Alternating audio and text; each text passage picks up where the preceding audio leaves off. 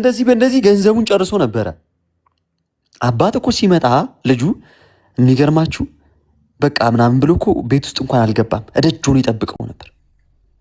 እና ከርቀት ሲያየው ድንጋይ አንስቶ አላባረረውም ማለት የቀረ እንደሞ ልትወስድ መጣ ወይ ምናምን ብሎ አላሸማቀቀው። ያለ ምንም ምክንያት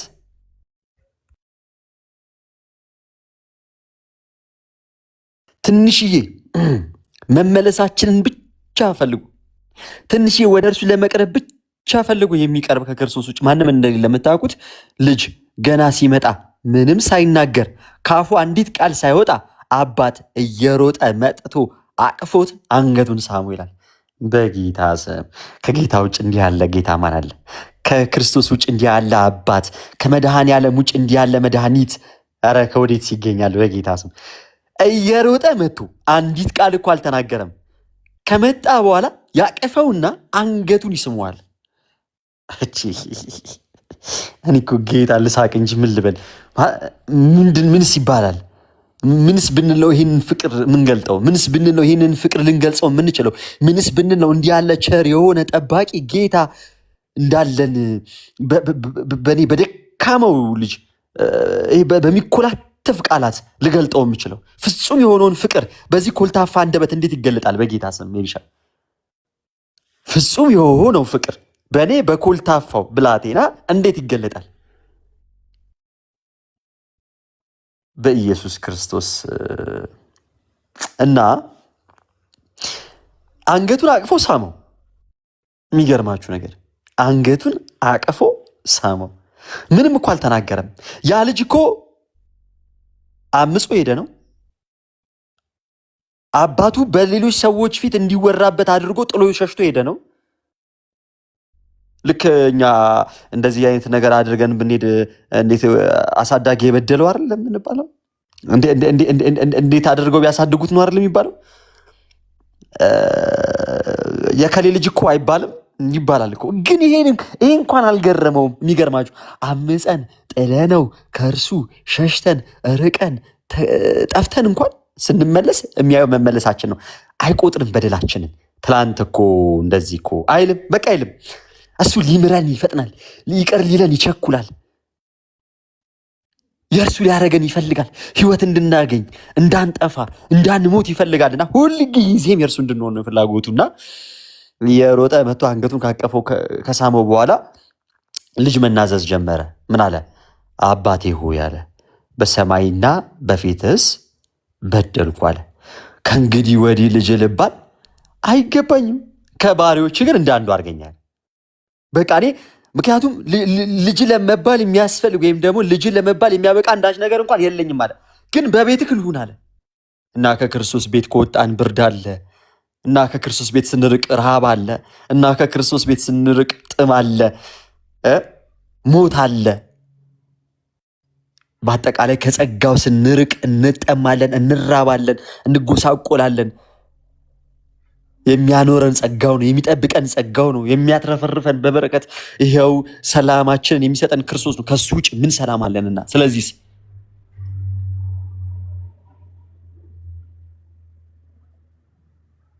ከኛ ትንሽ መምጣት፣ ከኛ ትንሽ ወደ እርሱ መራመድ፣ አንድ እንራመድ፣ እርሱ መቶ ወደኛ ይራመዳል። ትንሽዬ ፈቃድ አንጠቅምም ብለን የነበርን ማለት ምንም ተስፋ የለንም ብለን የነበርን እግዚአብሔር በሞላ ውስጥ ገብቶ የሚፈስ አይደለም። ባዶ የነበሩትን አይጠቅሙም የሚባሉትን ልክ እንደ ዳዊት ብላቴና የነበረውን ይቀባና ንጉሥ ያደርገዋል። ልክ እንደ ጎልያድ ደግሞ ሞልተናል፣ ትልቅነን፣ ግብዳነን ያሉትን በዳዊት በብላቴናው ደግሞ ጠጠር እንዲወድቅ ያደርገዋል። ይህ የሚቻለው ለእግዚአብሔር ነው። ይህን የሚያደርገው እግዚአብሔር ነው እና ከእግዚአብሔር ጋር ከሆንን አናልፈውም ያልነውን ተራራ አንሻገረውም ያልነውን ወንዝ እንሻገረዋለን። ከማን ጋር ከሆንን? ከጌታ ጋር ከሆንን። አምፀናል፣ አዎ አመፀኞች ነን። አጥፍተናል፣ አዎ እኛ አጥፊዎች ነን። በድለናል፣ አዎ እኛ በደለኞች ነን። ኃጢአት ሰርተናል፣ አዎ እኛ ኃጢአተኞች ነን። ይሄን ሁሉ ሊደመስስ ሊያጥበን ሊያነጻን የሚችለው ደሙ ነው። ሁልጊዜም በዕለተ ዓርብ የፈሰሰው ደም ደግሞ ሕያው ነው። በንስሐ በር በኩል ገብተን እንታጠብና ሁልጊዜም ጸርተን እያበራን በብርሃኑ በክርስቶስ እየተመላለስን ምን እንላለን? እርሱ ወደ መምሰል ከፍ እያልን እናድርጋለን። ውጭ ያላችሁ ትኖራላችሁ ከበረቱ ውጭ እግዚአብሔር አምላክ ልባችሁን ሲያራራላችሁ፣ እግዚአብሔር አምላክ ልባችሁን ሲከፍትላችሁ የሆነ ጊዜ ላይ እናንተ ብቻ ሁል ጊዜም ማለት ነው ፍላጎታችሁ መንገዳችሁን ጉዟችሁን ወደ ጌታ ለመድረስ ከሆነ እግዚአብሔር አምላክ ቅን የሆኑ ሰዎችን ያግዛል፣ ይረዳልና ይረዳችኋል። ልክ ማን ነው ቅዱስ ማር ኤፍሬም ያለው አንድ ነገር ነበርና እንትን ያለ ባዮ ያለላችሁ ምንድን ነው አሁን እየተጎተትኩም ቢሆን ወደ አንተ ለመምጣት ነው የሚፈልገው የኔ ጌታ ይላልና ልክ ይሄንን ክፍል ሲያነሳው እንደውም ዲያቆን ሄኖክ ኃይሌም እንትን የሚለውን መጽሐፍ አነቡት። እሺ ወደ ኖህ መርከብ ለመጨረሻ ጊዜ የገባችሁ አንሳ የሚለውን እዛ ላይ ስታነቡ ይጠይቃል ጥያቄ። እንደውም ማነች ይላል። ቆይ ላነብላችሁም እኮ እችላለሁ። ባይ ዘ ዌይ እስኪ ለመጨረሻ ጊዜ ወደ ኖህ መርከብ የገባችዋ እንስሳ ላነብላችሁም እችላለሁ። እንደውም በጣም ደስ የሚል ሀሳብ ስለሆነ ማለት ነው። እስኪ እናንተ ልጠይቃችሁ፣ ምን ትመስላችኋለች? ግን መሳተፍ ትችላላችሁ። ከእንተ ላይ የሚመስላችሁን እስኪ ያስቀምጡ። በጣም በተረጋጋ መንፈስና ከልቡናችሁ አድምጡኝ። እሺ በደንብ በጣም በተረጋጋ መንፈስና ከልቡናችሁ አድምጡኝ። ወደ ኖህ መርከብ ለመጨረሻ ጊዜ የገባችው እንስሳ። የኖህ መርከብ ጉዳይ በጣም አስገራሚ ከሚሆኑብኝ የመጽሐፍ ቅዱስ ታሪኮች አንዱ ነው። በዓለማችን አሁን ያሉ እንስሳት ሁሉ ከነ ባለቤቱ እንዲገኙልን እንደሚባልበት ሰርግ ጥንድ ሆኖ የገቡባት ትልቅ መርከብ ታሪክ። ዳግም ለሰው ልጆች ወላጆች ለመሆን የተመረጡ 4 ወንዶችና 4 ሴቶች ብቻ የተሳፈሩባት ትልቅ መርከብ ሁኔታ ትኩር ብሎ ላየው አስገራሚ እውነቶችን ያዘለ ነው። ከሁሉም በላይ ግን መርከቢቱ የቤተ ክርስቲያን ምሳሌ መሆኗ ብዙ ነገር እንድናስብ ያግዘናል። ቅዱስ ዮሐንስ አፈወርቅ ወደ ኖህ መርከብ ተኩላ ገብቶ ሲወጣም ተኩላ ሆኖ ይወጣል፣ ወደ ቤተ ክርስቲያን ግን ተኩላ ሆነው ገብተው በግ ሆነው የወጡ ብዙዎች ናቸው ብሏል። እውነትም ቤተ ክርስቲያን ወደ እርሷ የገቡትን መለወጥ የምትችል መርከብ ናት። ወደ ቤተ ክርስቲያን እንደ ጅብ ሆዳም ሆነው ገብተው ጾመኞች ሆነው ይወጡ አሉ። እንደ የሌሊት ወፍ በቀን መኖር አቅቷቸው ሌሊቱን የልባቸው ዓይን ታውሮ በኃጢአት ጨለማ ሲደናበሩ የኖሩ ሰዎች ወደ መርከቢቱ ገብተው እንደ ንስር አርቀው አጥርተው ቀኑን የሚያዩ ሆነዋል። ቤተ ክርስቲያን ወደ እርሷ የገቡትን የምትለውጥ መርከብ ናት። ውሃ ወደ እርሷ ሲገባ ጠበል ይሆናል። አፈር ወደ እርሷ ሲገባ እምነት ይሆናል። ዘይት ወደ እርሷ ሲገባ ቅዱስ ቅባት ይሆናል። ህብስትና ወይን ወደ እርሷ ሲገባ ቅዱስ ቁርባን ሆኖ ይለወጣል። ወደ ቤተ ክርስቲያን ገብቶ ያልተለወጠ ሰው ግን ሲገባም ጅብ ሲወጣም ጅብ ሆኗል። ኖህ ከመርከብ መልእክት ልኮት የቀረው የቁራ ነገርስ? ከቤተ ክርስቲያን ወጥተው ስንቶች በዚያው ቀርተዋል። ለዓለም ጨው እንዲሆኑ ተልከው በዚያው ማምተው የቀሩ ስንቶች አሉ። እርግብ ግን ማረፊያ ስታጣ ተመልሳ ነበር። ከመርከቢቱ የራቅን ሁላችን ልባችን በእግዚአብሔር እስካላረፈ ድረስ እረፍት የለውም እንዳለ ሊቁ ወደ መርከቢቱ ፈጥነን መመለስ አለብን። ሰሞኑን አንድ ጥያቄ በአይምሮዬ ተመላለሰብኝ። ወደ ኖህ መርከብ ለመጨረሻ ጊዜ የገባው እንስሳ ማን ሊሆን ይችላል የሚል።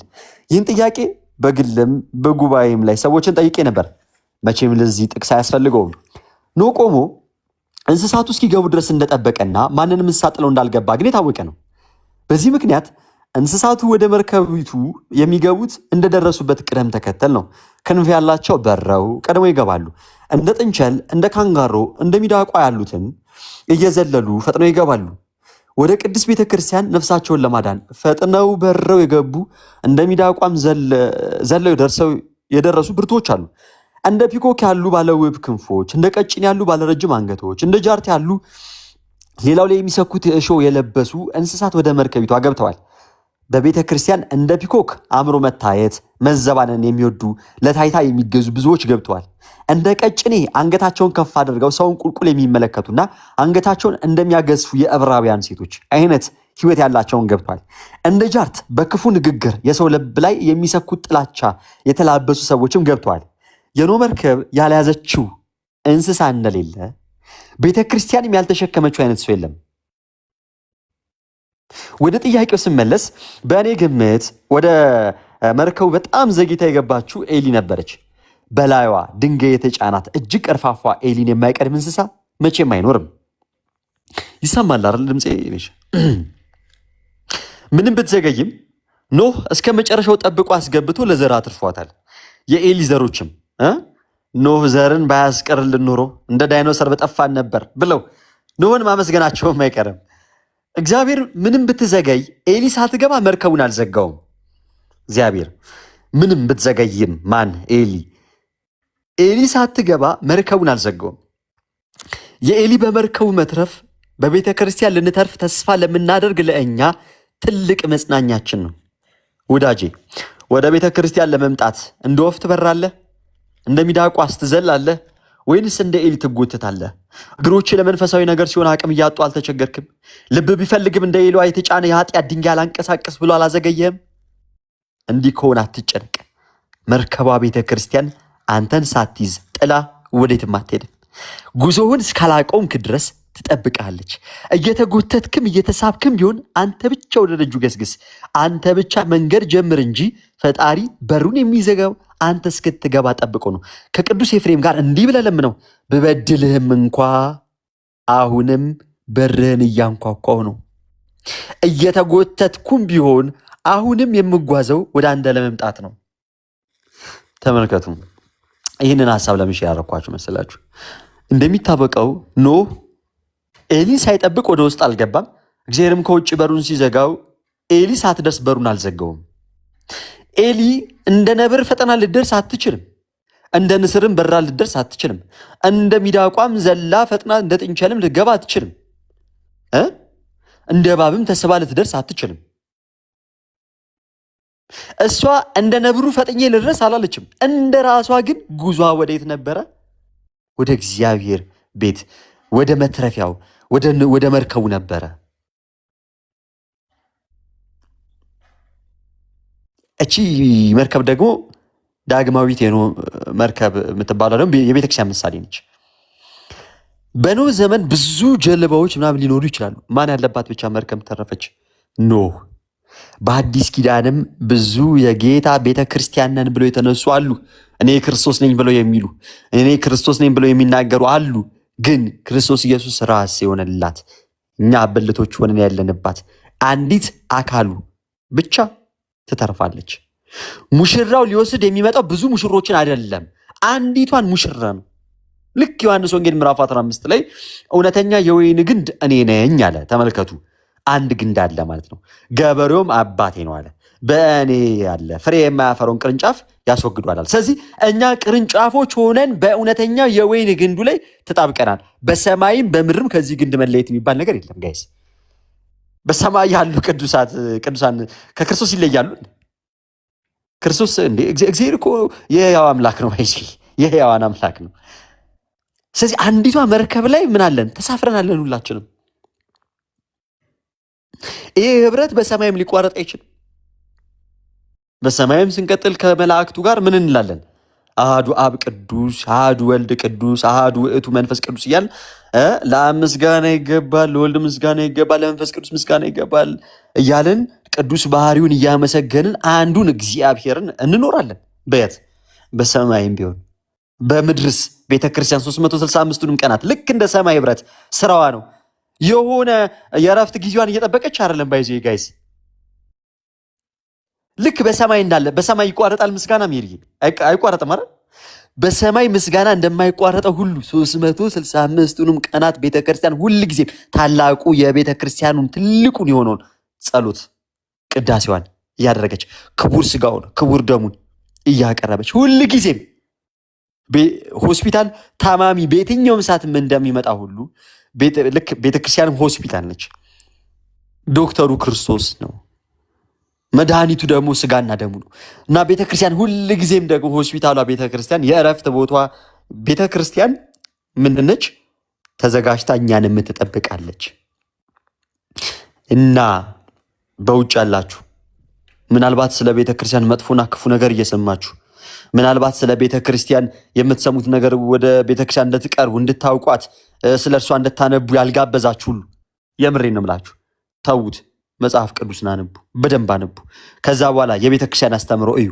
ከዛ በኋላ የቀደሙትን አባቶች ምን ብለው እንደሚያስተምሩ ምን ብለው እንደሚያምኑ እዩ። እንዲህ እያላችሁ ወደ ትክክለኛይቷ ቤተክርስቲያን ያኔ እውቀትም ከዛ በኋላ በልባችሁ ውስጥ ያለ እውነተኛ እምነትም ይመራችኋል። ጥላቻ፣ መጥፎ ንግግሮች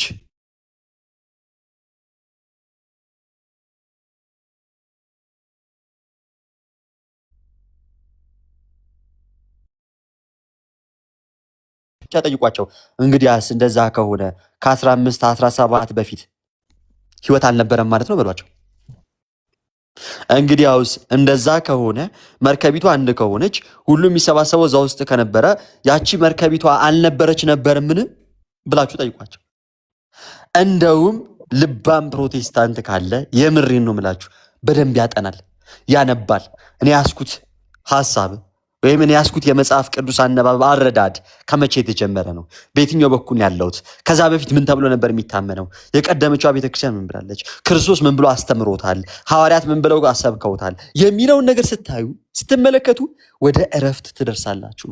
ወደ እረፍት ቦታ ላይ ትመጣላችሁ።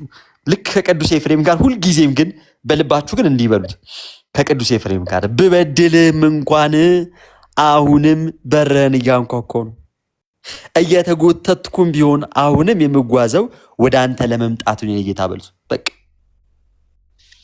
የምሬን ነው ምላችሁ። ነፍሳችሁ እረፍትን ሳታገኝ አታርፉ። ለምን? ፍለጋ ላይ ናችሁ። ፍለጋችሁን ደግሞ ያከብራል። ልክ እንደ አብርሃም አብ ብዙኃን እኮ ነው የተባለው፣ የብዙዎች አባት እኮ ነው የተባለው አብርሃም። እና እንደዛ ነው ብላችኋለሁ። ሜሪሻዬ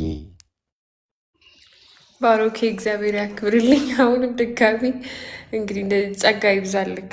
እኔ አልችልበትም እንደሰው መመረቅም ጥሩ ነገር ማለት እና እንዳላችሁ ማለት ነው። ያው በሌላ ቤተ እምነት ያላችሁ ሰዎች እስፔሻሊ ፕሮቴስታንትም ሌላም ልትሆኑ ትችላላችሁ። ያላችሁበት ቦታ እውነት ያለበት ነው ወይ ማለት ከተበጣጠሰ አስተምህሮ፣ አንድነት ከሌለበት፣ አንዱ አንዱን የማይደግፍበት አስተምህሮ፣ እስፔሻሊ ደግሞ የድህነታችሁ ጉዳይ ከምንም በላይ አሳሳቢ ጉዳይ ሊሆን ይገባል።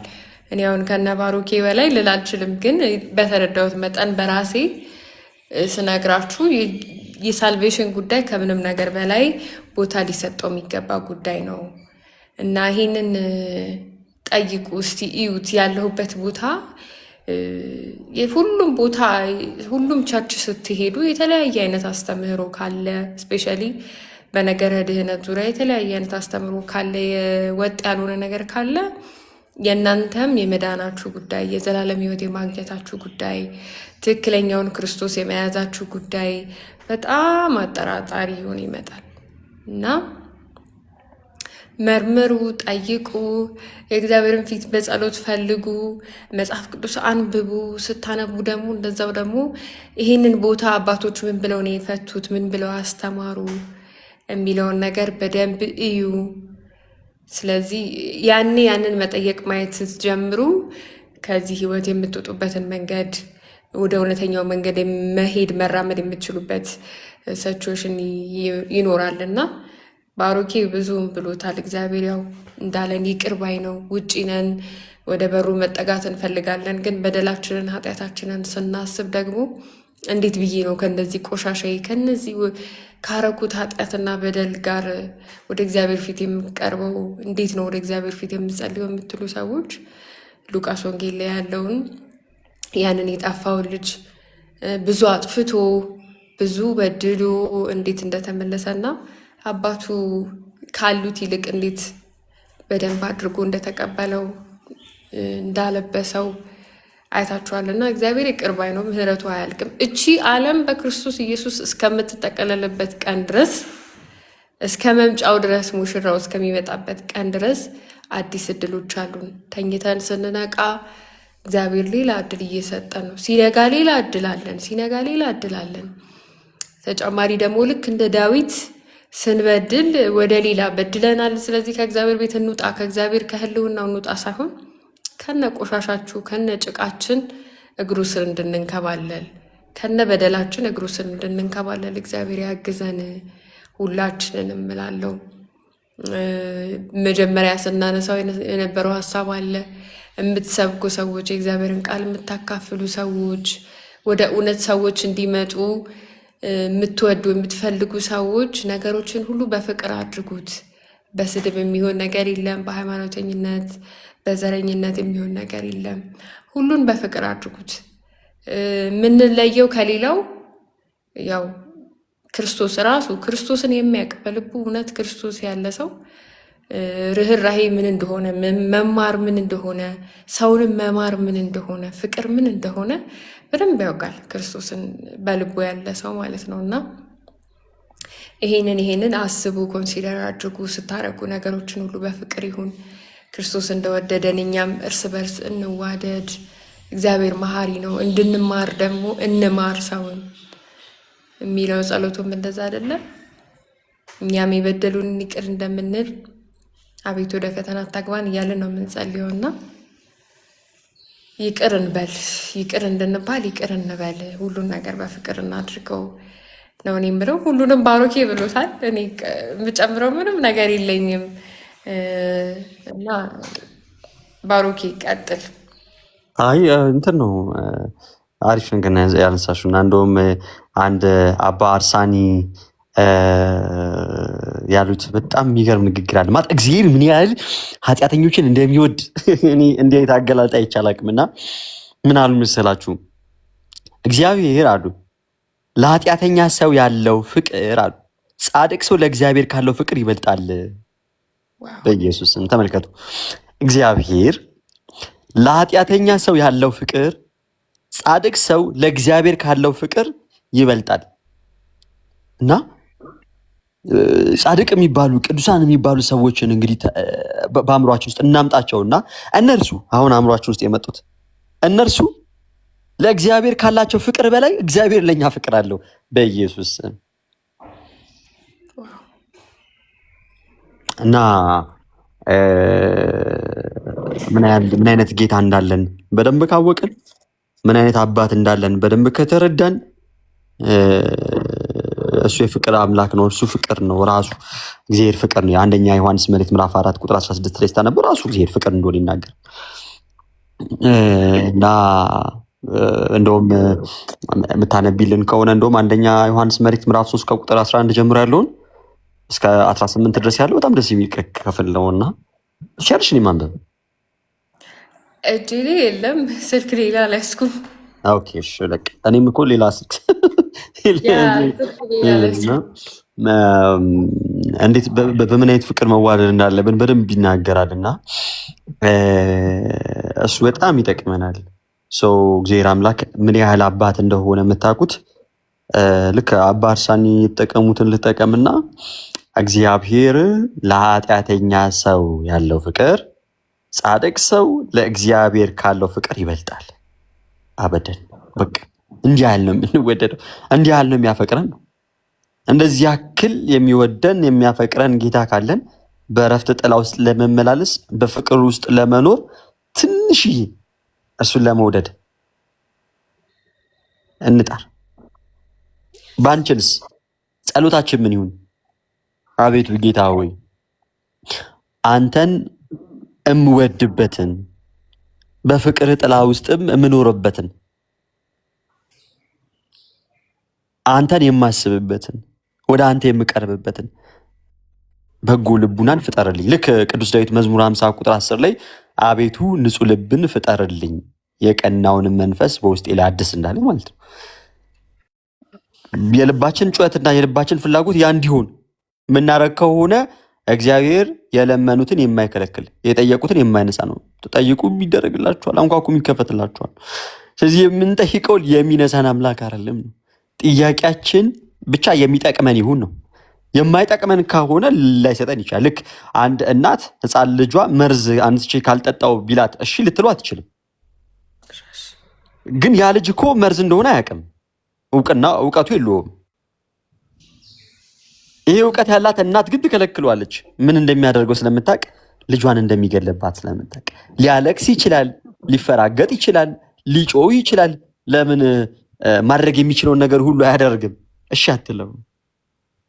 እኛም ልንጮህ እንችላለን፣ ልናለቅስ እንችላለን፣ ልንነሳ እንችላለን፣ ልንፈርጥ እንችላለን። የማይጠቅመን ካልሆነ እግዚአብሔር አምላክ አይሰጠን።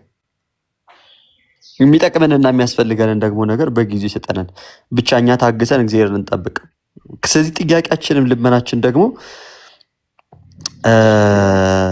ብንኖር የክርስቶስ ብንሞት የክርስቶስ ስለሆን ወደ ክርስቶስ አስቀድማችሁ ጽድቅና መንግስቱን ሻቱ፣ ሌላው ትርፍ ነው ይጨመርላችኋል ስለሆነ የተባልነው ወደዛ ለማርላት የምንሄድ ከሆነ ፍቅሩ በልባችን ውስጥ እለት እለት ልክ እንደሚያምር ጽጌረዳ አበባ እየፈካ ይመጣል። እየፈካ ነው የሚመጣው፣ እየጨመረ ነው የሚመጣው። ልክ እንደ ወይን እየቆየ ዘመናትን እየጨመረ በመጣ ቁጥር እየጣፈጠ እንደሚመጣ ሁሉ እንዲሁም የክርስቶስ ፍቅር በልባችን ውስጥ እንዲህ እየጣፈጠ እየጨመረ ይመጣል። ምክንያቱም ጥሪያችንን ማስታወስ ነው። የተጠራነው ራሱ ለምንድን ነው ብያችኋለሁ። ክርስቶስን፣ ማንን? ጌታን፣ እርሱን፣ ህይወትን፣ አባታችንን ወደ መምሰል እናደግ ዘንድ ነው። በቃ ይሄ ነው የክርስቲያን ጥሪ። ስለዚህ ቀስ በቀስ በመንፈሳዊ ህይወታችን እንደዛ እያደገን እንድንመጣ ምን እንበል? እንደ ዳዊት ሁልጊዜም አቤቱ ንጹሕ ልብን ፍጠርልኝ፣ የቀናውን መንፈስ በውስጤ ላይ አድስ እንበል። አባ አርሳኒ ያሉትን ልድገምላችሁና እኔ ልቁጭ። በደንብ አስተውሉ።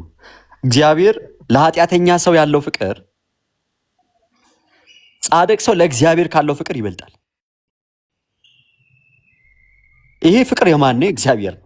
ጻድቅ የሚባሉትን ደግሜ ልበላችሁ፣ በልቡናችሁ ወይም በአእምሯችሁ ውስጥ አስቧቸውና እነዛ ጻድቆች እንኳን ለእግዚአብሔር ራሳቸውን አሳልፈው እስከ መስጠት ድረስ ወደውታል አይደል? አንገታቸው ለሴፍ እስከ መስጠት ድረስ ወደውታል አይደል? ሁሉ ነገራቸውን ጥለው ተከትለውታል አይደል? እነርሱ ለእግዚአብሔር ካላቸው ፍቅር በላይ እንግዲህ ራስን አሳልፎ መስጠት ምን ያህል ፍቅር እንደሆነ አስቡትና ራሳቸውን ለእሱ እንኳን አሳልፎ የሰጡት እነዛ ቅዱሳን ለእግዚአብሔር ካላቸው ፍቅር በላይ እግዚአብሔር ለጻድቃን እኮ አይደለም ለኃጢአተኛ ፍቅር አለው። እንደዚህ እኮ የተወደድ ነው ጋይስ። ስለ ክርስቶስ ክርስቶስ እኮ ይሄን ጌታ ነው የሚለው። ቤተክርስቲያን እኮ የምትጠራው ይሄን ጌታ ነው። እና ይህንን እንዳትረሱ። እግዚአብሔር ለኃጢአተኛ ሰው ካለው ፍቅር በላይ እግዚአብሔር ለኃጢአተኛ ሰው ያለው ፍቅር ጻድቅ ሰው ለእግዚአብሔር ካለው ፍቅር ይበልጣል።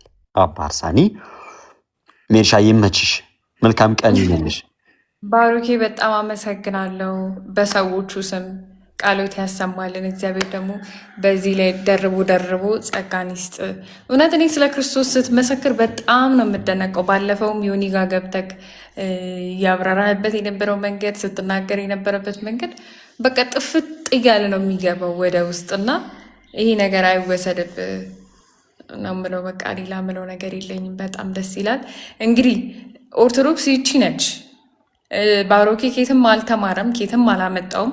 ያመጣው ከቤተ ክርስቲያን አስተምሮ ነው። ሁሉም የቤተ ክርስቲያን አስተምሮ ነው እዚህ ጋር የሚያጋራችሁ እና ክርስቶስ ኢየሱስ እኔ በሩቆኜ እንደዚህ ነበር ማስበው። ጭራሽ በቃ ክርስቶስ የሚሰበክባት ቤተ ክርስቲያን አትመስለኝም ነበር እኔ ቱ ቢ ኦነስት ማለት ነው። ጌታ እግዚአብሔር በሚያውቀው ማለት ነው። ሶሻል ሚዲያ ላይ ስመጣ እና አክሊልን እና ባሮኬን እና ልደትን ምናምን ሳይ እንጂ ሀው ምናምን ማለት ጀመርኩ። ማለት ኬት አምጥተው ነው እነዚህ የሚናገሩት? ይሄማ ውሸት ነው ምናምን ብዬ እስክል ማለት ነው እልህ ውስጥ ገብቼ እንደገና ደግሞ በራሴ እንትን እያልኩኝ እነሱን ለማሸነፍ የማረጋቸው የማነባቸው የምጠይቃቸው ጥያቄዎች ናቸው እኔን አሸንፈውኝ ወደዚህ ውስጥ የከተቱኝ። እና ብዙዎቻችሁ ልባችሁን ከፍታችሁ ስሙ፣ ለመማር ሞክሩ። ለመመለስ ሳይሆን ለመረዳት አዳምጡ። እና ባሮኬ ኬትም ያመጣው የራሱ የግል አስተምሮ አይደለም። ይሄ አስተምሮ የቤተክርስቲያኒቱ አስተምህሮ ነው። እና እባካችሁ የምታዳምጡ የምትማሩ ሰዎች አይምሯችን ከፍታችሁ አዳምጡ። እኔ አይምሮዬን ከፍቼ አልነበረም ሳዳምጣቸው የነበረው አክሊልን እነሱን ወጣቶቹ ሶሻል ሚዲያ ላይ የሚሰሩትን ወንጌል ሳይ አይምሮዬን ከፍቼ ሳይሆን የማዳምጠው ለመመለስ ለምን እንዴት እነሱ ኬት አምጥተው ምናምን በቃ ቤተክርስቲያን በጭራሽ ክርስቶስ የሚሰበክባት ቤተክርስቲያን አትመስለኝም ነበር። እና እነሱን ለማሸነፍ ይሄ አይሆንም እንዴት ሆነ ብዬ በራሴ ማየት ስጀምር የራሴ ልክ ነው የእነሱ ልክ አይደለም ብዬ ደግሞ ማየት ስጀምር ራሴን ተሸንፌ አገኘሁት። እና እባካችሁ እንደኔ በልኸኝነትም እግዚአብሔር የራሱ መንገድ አለው ይመራችኋል። ግን አትሊስት ኦፕን ማይንድ ለመሆኑ ሞክሩ፣ ተማሩ። ማለት መማር ምንም ማለት አይደለም። 30 ሺህ 40 ሺህ አይነት እጥፍ እውቀት ጠቢብ ብትሆኑ ከሞኙ ጅል ከምትሉት መሀይም ከምትሉት ሰው ይቅርታ ለቃሉ ከምትሉት ሰው አንድ የምትማሩት ነገር ይኖራል። አንድ የምታገኙት እውቀት ይኖራል። ከኔ የተሻላችሁ ሰዎች አላችሁ እዚህ ውስጥ በጣም በብዙ ነገር ከኔ የምትበልጡኝ፣ ግን ደግሞ ከኔ ደግሞ አንድ ነገር ከኔ ምንም ከማታውቀዋ ሴት ደግሞ አንድ ነገር ተምራችሁ የምትሄዱ ሰዎች ትኖራላችሁ። እና ስታዳምጡ ኦፕን ማይንድድ ሆናችሁ ልባችሁን ከፍታችሁ ለመመለስ ሳይሆን ለመረዳት፣ ለመቀየር፣ እውነታውን ለመፈለግ ለመረዳት አዳምጡ ስታዳምጡ እና ብዙ ነገሮችን ታዩበታላችሁ። ምናልባት ትሸነፉበታላችሁ፣ ምናልባት ታሸንፉበታላችሁ። እና እግዚአብሔር ወጣቶችን ያበርታ። እንደነ ባሩኬን ሁሉንም ስም ጠርቼ ጨርሼ አልችልም። እግዚአብሔር ሁሉንም ያበርታቸው። እንግዲህ ይሄ ነው ባሩኬ፣ ሌላ የምለው ነገር የለኝም። ሜልሻዬ በርቺልኝ። በጣም ነው ደስ የሚለው በእውነት እኔ ሰዎች ተረጋግተው ለሰውም ያላቸው ቅናት ማለት ማናችንም ነፍሳት እንዲድኑ እንፈልጋለን አይደል? እንፈልጋለን። ግን በምን መልኩ የሚለው ላይ ደግሞ ትንሽ ጥበብ ጎደል ይለናል እና ቢሆን መልካም የሚሆነው በፍቅር ነው እና ጥሩ ሀሳብም ነው እንትነሹ እና ደግሞ ሜሪሻ ደግሞ ረጋ ያለች ነች። በጣም ነው ደስ የሚለው። ረጋ ብላ ጠይቃ ተረርታ አንብባ አውቃ ወስና ራሷን አስመለጠች እና ወደ ጌታም መጣች። ከመጣችም በኋላ እኔ እግዚአብሔር በሚያውቀው ክፉ ነገር ስትናገርም ምናምን ሰምቻት አላውቅም። ያ አስፈላጊም አይደለም በራሱ የጌታ የሆንለት እርሱን ወክለን ልንሰድብለት አይደለም።